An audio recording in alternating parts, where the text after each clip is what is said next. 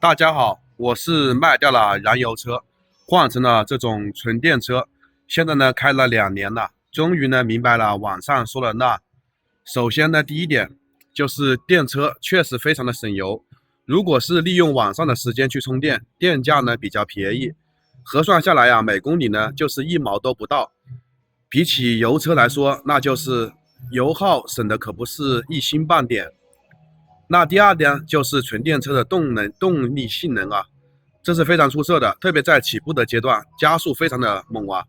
这种被推背感呢也是非常的强的。对于喜欢驾驶体验的人来说啊，是一个非常愉悦的驾驶体验，因为我感觉啊这种体验非常的好。那第三种呢，就是纯电的一个保养成本非常的低，因为啊这就是发动机也没有什么变速箱复杂的一个机械结构，特别是在保养项目相对来说比较低。费用呢也相对来低，那对于那些车呢，本来说是一个非常有吸引力的优点。第二呢，就是纯电动车呢，它的静谧性好，因为它没有发动机的一个噪音和震动，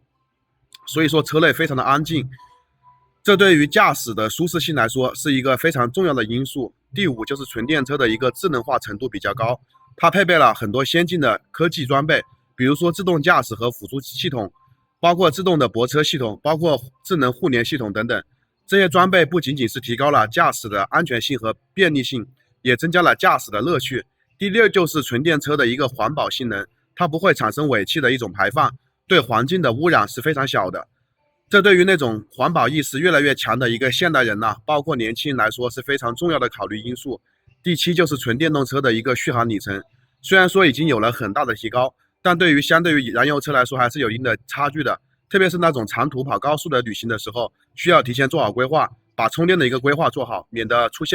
避免出现电量不足的尴尬情况。一般都是纯电车的一个充电设备还是不够完善的，特别是在一些偏远地区，充电设施的覆盖呢，包括覆盖范围都是非常有限的，这对于纯电车的一个使用者来说是一个比较大的限制，这也算是一个缺点。第九点呢，就是电动车的保值率相对比较低，因为它是一个技术更新迭代非常快的。所以说二手车的保值率呢，相对来说是比较低的，